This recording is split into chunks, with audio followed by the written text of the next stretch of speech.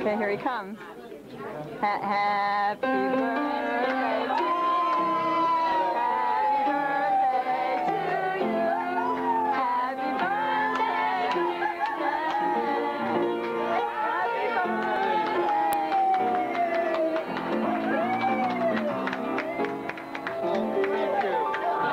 Thank you. One and all.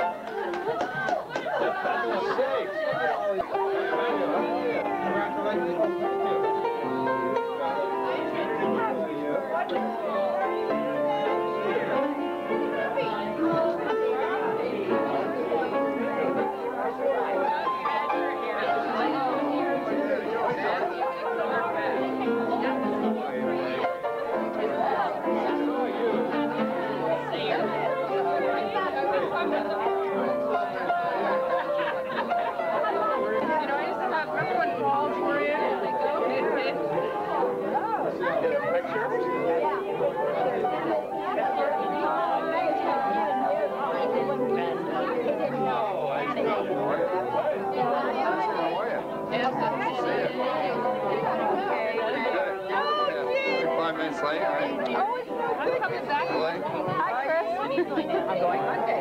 What flight? 9:30 in the morning. Really? Oh, no, I'm going to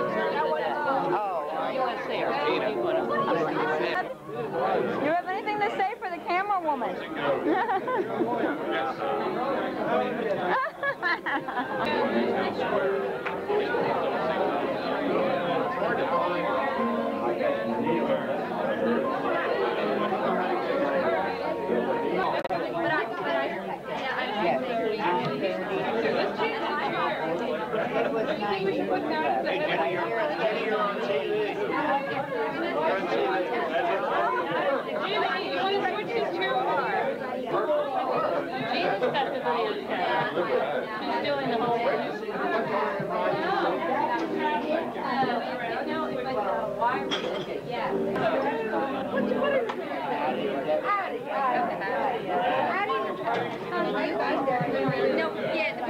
No, we actually. Why don't we take over the camera? Oh, I know. Somebody, those two over there still. Maybe if you want to sit next to right here.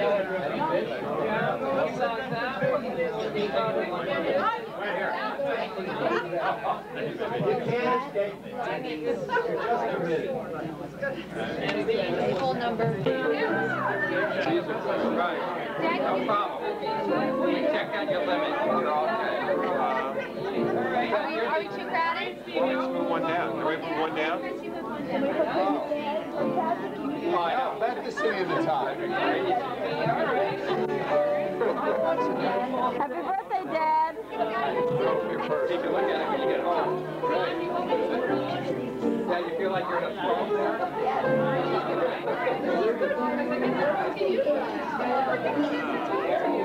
Take a hug your boy. You got to listen to Fax me. machine don't work.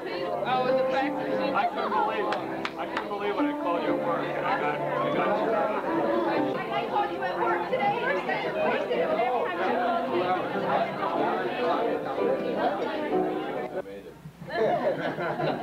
We're also glad to be here. I think it's wonderful that all your friends could come and help you share in this wonderful day and occasion with you. And with grace, we'll say, bless us, O Lord, and these thy gifts, which we are about to receive, and thy majesty, through Christ our Lord. Amen.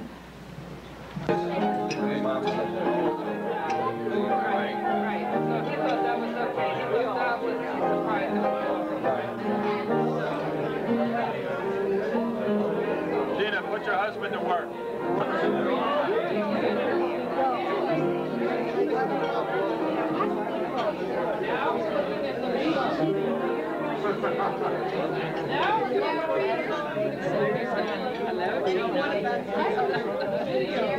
Oh, yeah.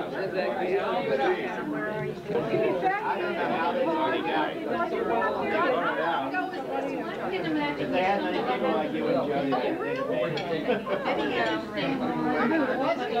If they had many people like Jody and Ginny, they were always around.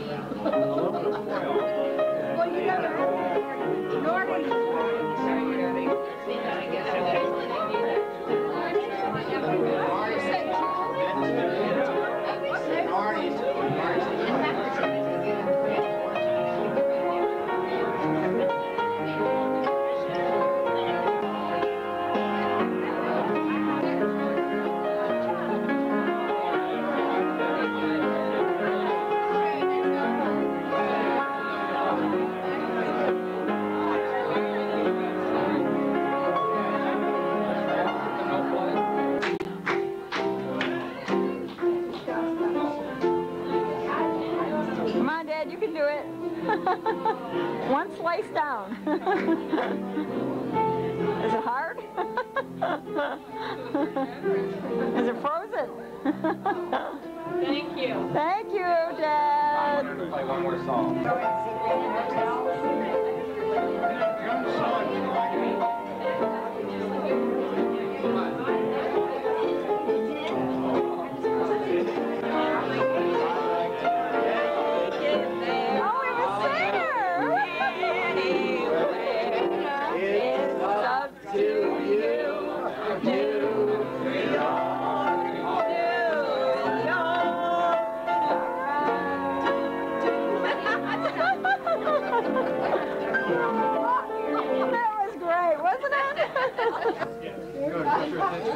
This is my dedication to my other set of parents, Mom and Dad. Here it goes. It's their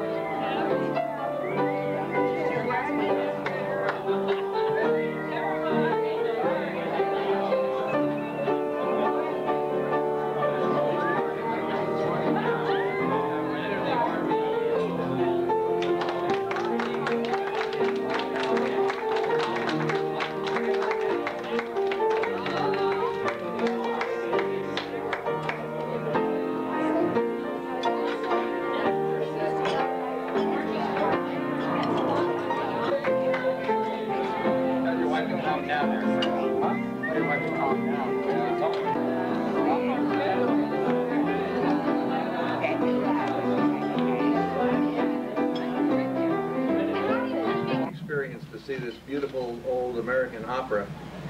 Now old, it was written in 1956. Anyway, at one stage of the game, the hero says, I'm going to make a speech. And I'm going to talk about my wife, and my wife, she's loves me. And I think that's really what we're here about tonight.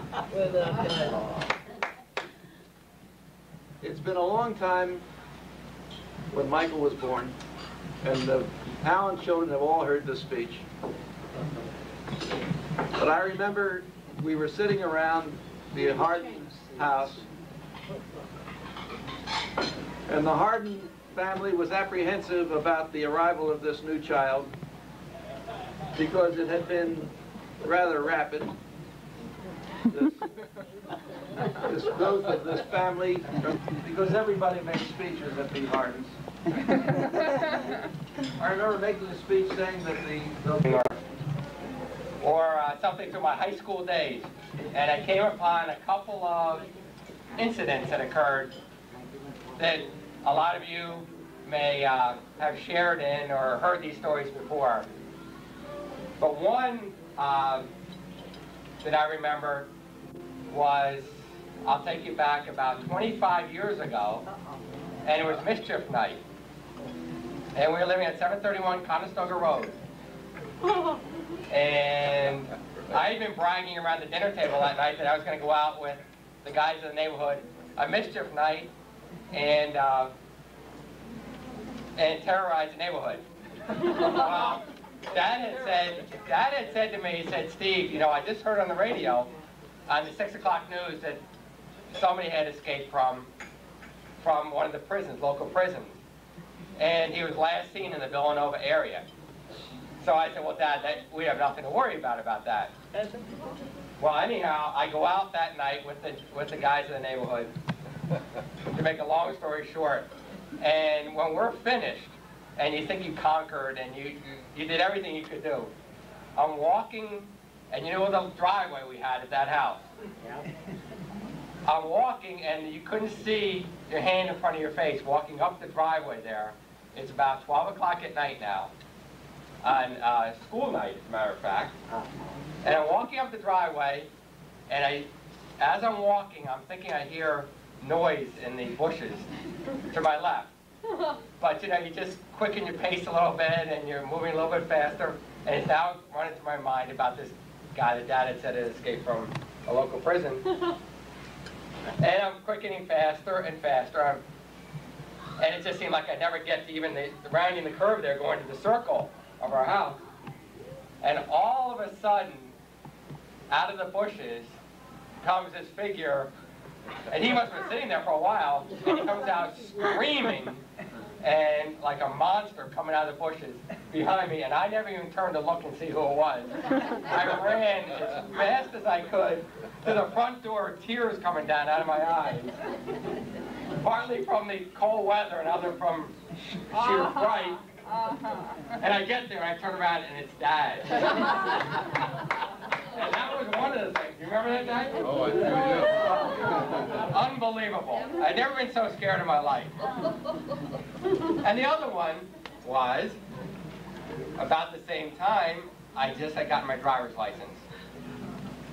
And I just got my driver's license, and this friend of mine said, Steve, we have to go take the SATs on Saturday. Do you think your dad will give us his white Mustang, brand new 1966 Mustang, to take up to the SATs? And I said, yeah, Dad will give it to us. So I asked Dad, and he said, sure. And this is the first time we were able to drive without a parent. Well, I pick up my friend, and we're driving down, and we had the radio on and everything. We get to Malvern's driveway, and I take a left. And I guess I was talking to him. I take a left into the driveway, and I never let go of the steering wheel. So I took my left, and we went up on the embankment. Knocked down a tree. Went over a tree, and it was one of these little trees, but we were kind of hung up on the little elm tree. So my friend says, Oh, I won't say what he said, but he said, Steve, back it up, get it out of here. I said, Joe, we're kind of, the wheels were off the ground, and we were halfway up this elm tree. And he said, well, back it up, back it up. So I did, I spun the wheels, get it off the tree, and we pull up into the parking area at Malvern, go in and take the SATs. And we come back out, we look at the car, and he said, Steve, there's some dents in the front of this car. I said, yeah, I don't think Dad will ever notice. So we were trying to figure out what we were going to say. And he said, just tell them somebody backed into us in the parking lot. So I said, okay, that sounds good.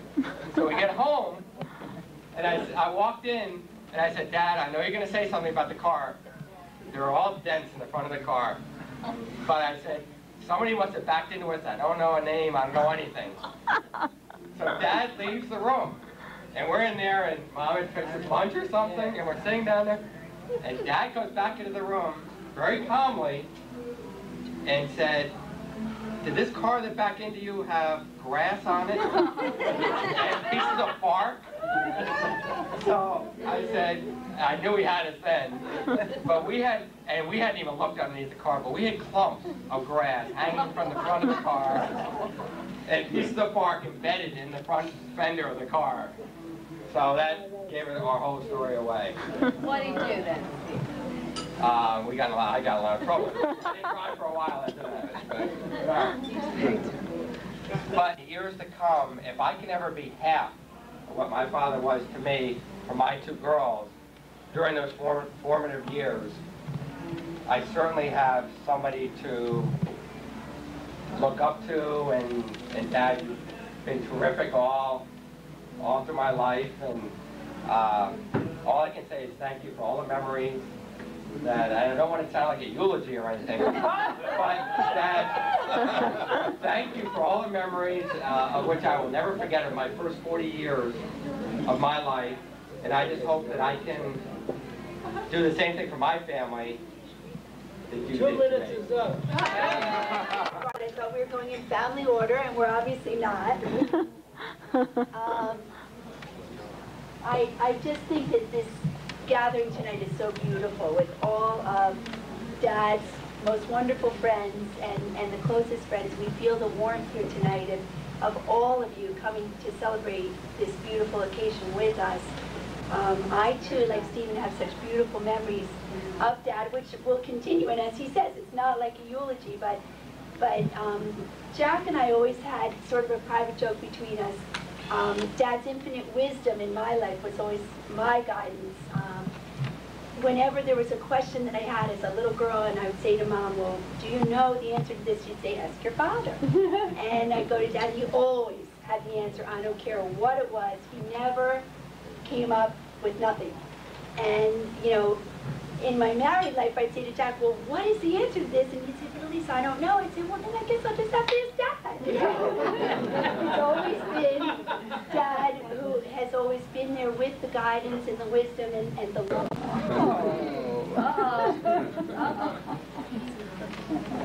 It's kind of hard to follow up those two speeches.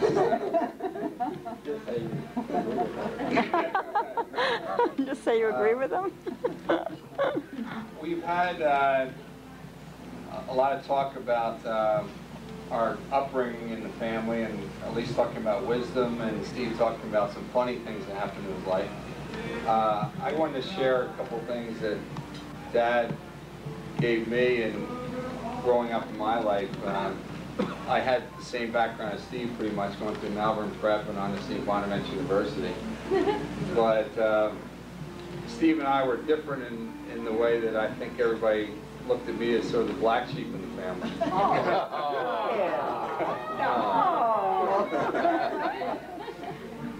So, He lives outside the dot. But Dad and I shared a lot of things in common. We obviously coaching Little League a little bit with me, and on to football at Malvern, and a little bit of basketball. But I always learned one thing from Dad was discipline was always the big thing that he instilled in me. And that's one thing that I carry into my older life, which I basically, in business, Discipline is very important, especially when you have your own business, which I've had over the last couple of years. So I would say that Dad was very instrumental in giving me the discipline that I needed in growing up in life. But more important than that, I think 731 was real important to me also. 731 Conestoga Road when we were growing up as a family. Elise talked about Thanksgiving, but Christmas is always a big time of year, obviously, growing up, and I thought Christmas was always, obviously, a lot of warmth in the Allen household, and it was always fun coming back from college for the Christmas vacations and having the family together. But I find a lot of that warmth in this room, having Dad's best friends here, and we have basically 30 of Dad's best friends here for his 70th birthday. So I think that's the most important thing is on his birthday having his best friends here. So I would like to say, Dad, it's been obviously a long haul in my upbringing, being the black sheep in the family.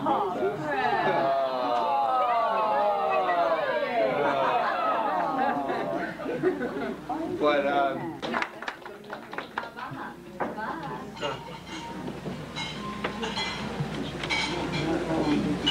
going to help interpret for Eddie.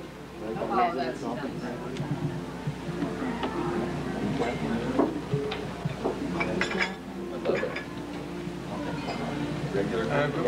Happy birthday, Dad.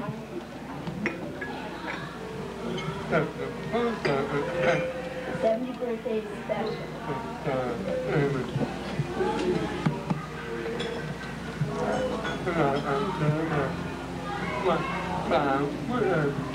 Today I'm thinking about how I grew up.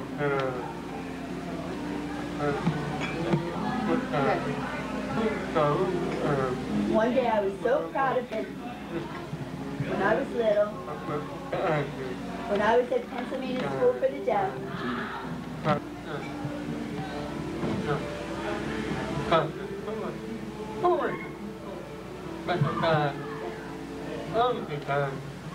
orientation, mother and father's orientation.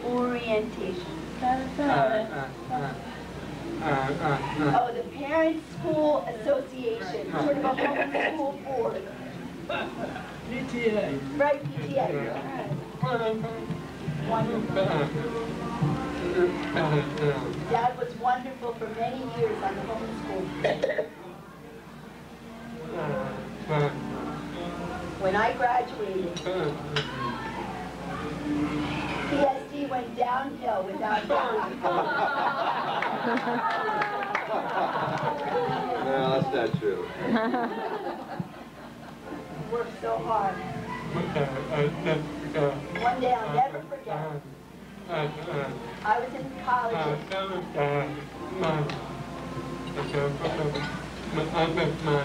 He remembered something about money. He had to borrow $150 from Dad. He called and said, I need money, and Dad said, where is the $150? I said, I lost a bet.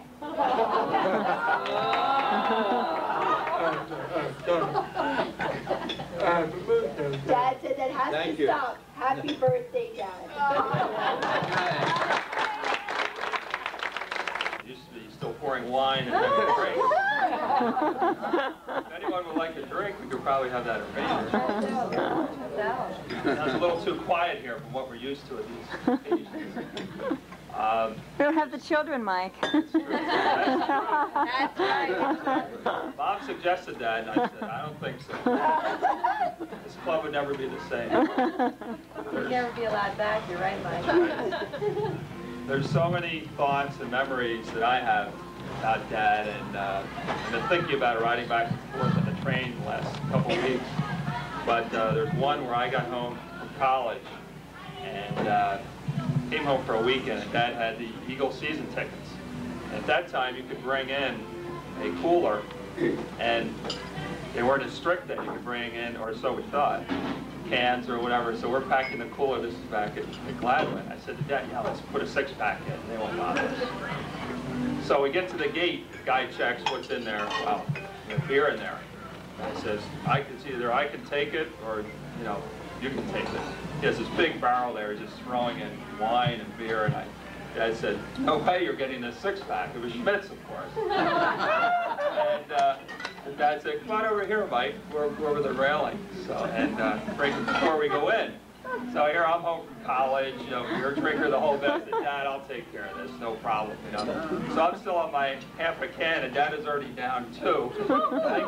Dad ended up having 4, and I had 2. And so we got in there. We kind of, first half might have been a little bit of a blur, but it was a good time. Who won? I forget. That was during the down years, so they probably lost that. There's so many memories. Dad being my Little League coach. I can remember another time where I was the pitcher.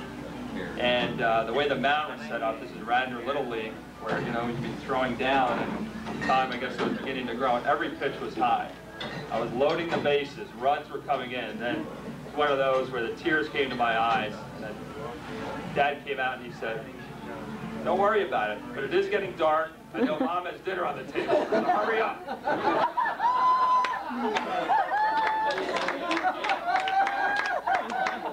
You wonder what these guys say when they go out to the mound. Maybe it's something like that in the professionals.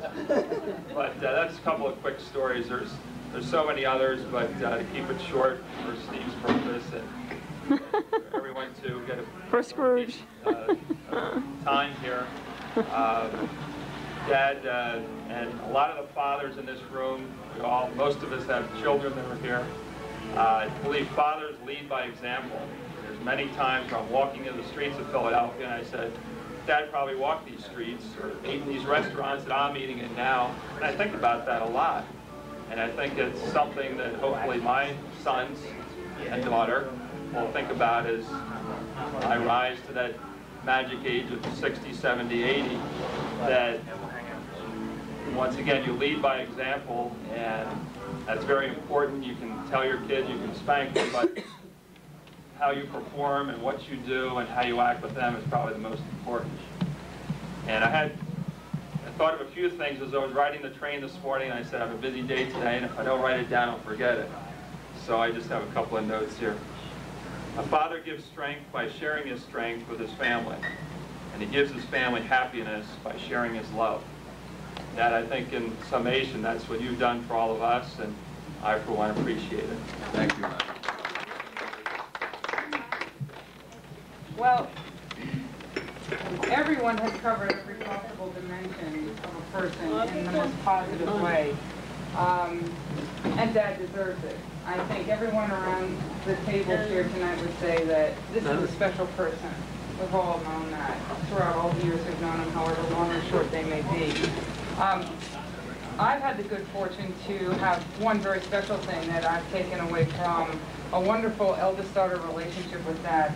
Ali touched on it when she said it's an intangible. You don't talk about it very much. Dad's not the kind of guy that, you know, gets into the lovey-dovey stuff. You know, he just doesn't. It's a silent, wonderful encouragement, I guess is the best way to put it. And really looking back at what Dad was throughout his whole life as a businessman, and everything throughout the way he's conducted himself has been based on an optimism and an encouraging spirit. And I guess that's what's the most wonderful thing about what I take away. From a man who came from a family really as an only child, his parents weren't around very much. That he and Mom got married and had 6 of us, and through anything, you've heard the brothers say they've been through a lot. And Dad was never really the tyrant. I think a tyrant probably would drive his children away. He had a sense of understanding. These are children. These are things children go through. Yes, there's discipline to be taken care of, etc. But and Aunt Joan and Uncle John O'Donoghue will remember a time at Princeton when there was a quite embarrassing situation. I was dating somebody, and I wanted to introduce him to Dad, but over the summer he's turned into a hippie. From a wonderful preppy with a wonderful blazer and khaki pants, he's turned into a hippie who was wearing an inside-out raincoat line. He had his hair tied back in a ponytail and wire-rimmed glasses and, you know, all the things that go along with that kind of lifestyle. And yet Dad just shook his hand, and that's just the way you would expect it, wouldn't you? Because that's just exactly the way he's always been all my life, and I appreciate that. Has he been embarrassed a couple of times? Of course. Has he been understanding and loving? Absolutely. And I thank you, Dad, because it's been just a wonderful, wonderful time. And it isn't a eulogy, as someone else said tonight. This is not a eulogy. Dad's 70, and as I said to one of my friends, I can't believe he's 70. There's no 70 in this man, not at all. He's just as young and as vital. And so we're all here to just share another birthday with you, Dad. Another milestone, but on the way to greater and better things. Thank you, and before I actually sit down, I'd like to say that we'd like to present you with a little gift, which we want everyone to see. Not that we want to stop speeches, because I want everyone to chime in and stand up and say something if they'd like to. But this is something that before everyone leaves, Dad will open, and we'd like you to all sign before you leave. So we'll have it out on the table and everything, but I just wanted to know. Well, I would just like to say, while I'm opening this, that from the bottom of my heart, really, I really feel that that you made this a very special day, all of you. My closest friends, as well as our family here, and this, you know, to me is just been a complete surprise to me, first of all. But you know, it's going to take me many, many days to get over it, and it's just, you just made it, all of you. And I look out there and I see Dick and John and you know, and David, and, you know, Sandra, and you know, everybody, all of you. I just can't believe that you're all here, and it's almost too much for a person to take, really. Happy 70th birthday, this says, and oh, there he is. There he is. Turn around for all to see, Dad. Nice and high now. There he is.